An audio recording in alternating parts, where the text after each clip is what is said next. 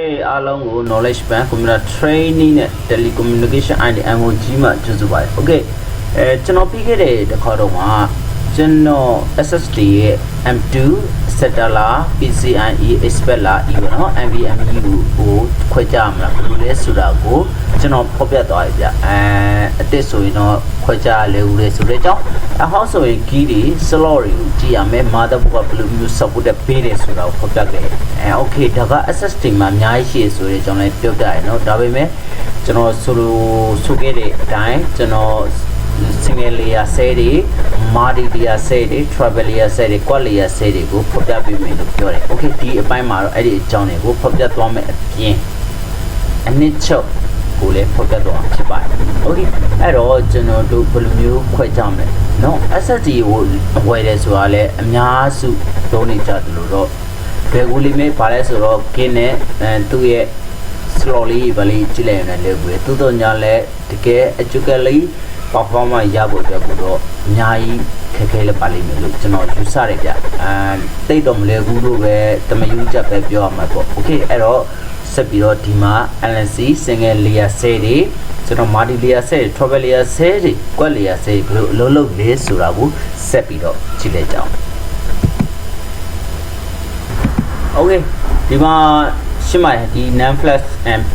circuit ဆိုတာ P ဆိုတာ program E ဆိုတာ erase circuit okay ဒီ NAND flash ဆိုတဲ့အကြောင်းကလည်းကျွန်တော်ပြောခဲ့ရနော် okay ဆက်ပြီးတော့ကြည့်လိုက်ကြအောင် NAND flash ဆိုတာဘယ်မှာသုံးလဲဆိုတော့လဲပထမမှာ SSD မှာအမျိုးအစားတွေကဘယ်လိုပဲဖြစ်နေဘယ်လိုပဲဖြစ်နေဆိုတဲ့အကြောင်းမှာ NAND flash လို့ not cake ပေါ့နော်အဲ့ဒါပဲသုံးထားရဆိုတဲ့အကြောင်းပြောထားတယ် okay ဒီမှာဆက်ပြီးတော့ကြည့်တဲ့အကြောင်း okay ဒီမှာ NAND flash နဲ့အသုံးပြုနိုင်တဲ့ပမာဏပေါ့နော်okay အဲ့ဒါကိုလည်းဒါပထမအကြောင်းကိုကျွန်တော်ပြန်ကောက်ထားပါ okay always more or SSD store data in NAND flash နော် not engage ပါနော် okay engage မှာပဲတင်ထားပြီပေါ့ဒါ technology ဖြစ်ပါတယ်နော် electronic technology okay ဒီမှာဒါကတော့ပထမပိုင်းမှာကျွန်တော်ရှင်းပြခဲ့တယ်နော် okay ဒါအဲ့ဒါအားလုံးပဲသိလိမ့်မယ်လို့ထင်တယ် okay ဒီမှာ not ဆိုတာမှာနော် logic gate လို့ပြောရဲနော် not engage နော် okay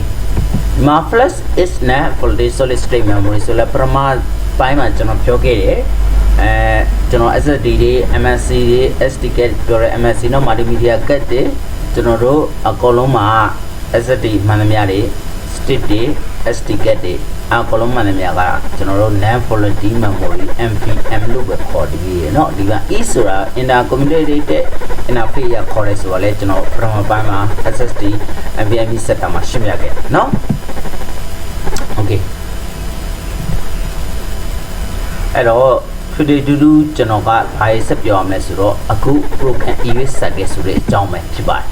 အဲ့တော့ program erase circuit ကဘာဘက်မှာအကျိုးသက်ရောက်တာလဲဆိုတော့အခုကျွန်တော်ခုနက NAND NVMe လို့ခေါ်တဲ့ NAND gate ဒီအဲ့ဒီပုံမှာပဲသူက limited လောက်ထားတာဖြစ်တယ်အဲ့တော့အဲ့ဒီပုံမှာရေးတဲ့အကောင်ကို program erase circuit ပြောတဲ့ဘယ်နှခေါက်ရေးမလဲအဲ့ဒါဖြစ်တယ်เนาะ okay ကျွန်တော်ဘယ်နှခေါက်ရေးမလဲဥပမာအခေါက်1000လားအခေါက်100လားဒါမျိုးတွေဖြစ်ပါတယ်เนาะအဲ့ဒီ SSD program erase circuit ကကျွန်တော်တို့ vary between အမျိုးအစားအမျိုးမျိုးရှိတဲ့900နဲ့3သိန်းထိရှိเนาะ okay 900နဲ့3သိန်းထိရှိတယ်ဆိုတာ900ဆိုဘာဖြစ်တာလဲနည်းလိုက်လဲဆိုတော့ခုနကတော့ပြောခဲ့တဲ့ပထမစာကြောင်းစတဲ့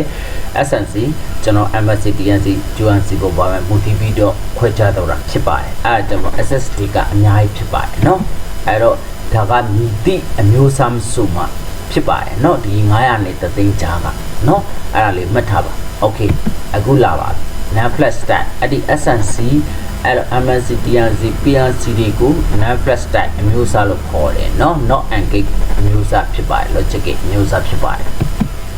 okay အဲ့တော့ကျွန်တော်တို့အခုလက်ချကြည့်လိုက်ကြအောင် density ကျွန်တော်သိသိနံဆိုရင်ဟုတ်ပြီ SNC ကဘယ်လောက်သိနိုင်မလဲဘယ်လိုဖြစ်မလဲဟုတ်လားအဲ့ဒါလေးအကုန်လုံး DNC MSC QNC ကဘယ်လိုလဲဆိုတော့ဆက်ပြီးတော့ကျွန်တော်တို့ကြည့်မယ် okay ဒါကမလားတဲ့အချင်းလေးတွေဖြစ်ပါသေးเนาะ okay density okay density ကတော့တိတ်ပြီးတော့ပြောစရာတော့မရှိဘူးသူက density ဆိုအလုံးသိရတဲ့မဲ့ခင်များလားငဲလားဘယ်ကောင်းများမယ်နည်းမလဲဆိုတာကိုကြည့်လိုက်ကြမယ်เนาะအဲ့တော့ဒီမှာအားလုံးပဲမြင်နေSSC ကနည်းမယ် MSC ကနည်းနည်းများမယ် DNC က medium အလေးလေးလောက်ဖြစ်မယ် QNC ကအများဆုံးဖြစ်မယ်ပေါ့เนาะ okay ဒါအကုန်လုံးသိရ MSC ပြီးတော့ MSC DNC တစ်ဖြည်းဖြည်းတက်လာမယ်เนาะ QNC okay เนาะ QNC ကိုတက်လာမယ် ဒါဆိုတာပြောစရာဘယ်လိုပါဘူးเนาะတို့တော့ညာလဲဘာတခုပြောစရာရှိလဲဆိုတော့ဆက်ပြီးကြည့်လိုက်ကြတယ်အသုံးပြုနိုင်တဲ့ performance ဖြစ်ပါတယ်เนาะဘာစကားပြောပါเนาะဒီမှာ SSD ဝယ်ရကောင်တွေက fast ဖြစ်မဲ့အများဆုံးဖြစ်မဲ့ QNC ဝယ်ရကောင်က slow ဖြစ်မဲ့အဲ့တော့အကျဉ်းချုပ်အနေနဲ့ခင်များရင်ကျွန်တော်တို့ QNC သုံးထားတဲ့ဒါဘဝနဲ့မယ် okay နောက်တစ်ခု print packet သိသိနဲ့စမဲ့ကိုကြမ်းဒါလည်းရိုးရှင်းပါတယ်เนาะokay ရိုးရှင်းပါတယ်တကယ်ကိုရိုးရှင်းပါတယ်ကိုကြမ်းမှုတကယ်တည်းကောင်းနေဆိုရင်ဘယ်ကောင်းကောင်းမလဲ SSD QNC ကဘယ်ကောင်းမြင့်မလဲဆိုတော့ဒီမှာမြင်သားပြီပါ SSD ကမြင်တယ်ကျွန်တော်တို့ QNC ကနေမယ်เนาะစီးနေမယ် okay error probability error အဖြစ်များဆုံးကဘာလဲဒါကလည်းတေချာတွေးကြည့်မယ်ဆိုရင်ခုနကတော့ပုံမှန်မူတည်ပြီးတော့ရှင်းသွားပါတယ်เนาะ QNC ကအရက်ကွက်စကားပြောရရင်တော့နဲတယ်ပေါ့ဗျာเนาะ QNC ကဈေးနေတော့ quality တိတ်မကောင်းရက်ကွက်စကားရပြောမယ်ဆိုရင် QNC မှာမကောင်းတော့မဟုတ်ဘူးเนาะတကယ်ကြီးအကျူကလေးမကောင်းတာတော့မဟုတ်ဘူးဒါနားရဲရှင်းသွားအောင်လို့ကျွန်တော်ပြောပြလိုက်တာเนาะအဲ့တော့ QNC တက်ကခေများမယ်ခေများရည်တခုပါပဲเนาะခေများရည် performance တော့နေမယ်နောက်ပြီးတော့ data သိမ်းစိမ့်နေမယ်နောက်ပြီးတော့အခု error ဖြစ်များမယ် okay SSD ကနေဆုံးမယ် data လည်းမြန်မယ်ဟိုသိမ်းစိနေဆိုမှတော့နေတခုတော့နေမယ်ပေါ့เนาะဒါလေးတခုတော့ပြောစရာရှိတယ် okay เนาะဒါတော့အဖြစ်များ error အဖြစ်များဆုံးဖြစ်ပါတယ်ဒီမှာ SSD ကဘာလဲဆိုတော့ခုန single ဆိုတဲ့အတိုင်း SSD ကကျွန်တော်တို့ data ကိုတစ်လုံးတစ်ခဲ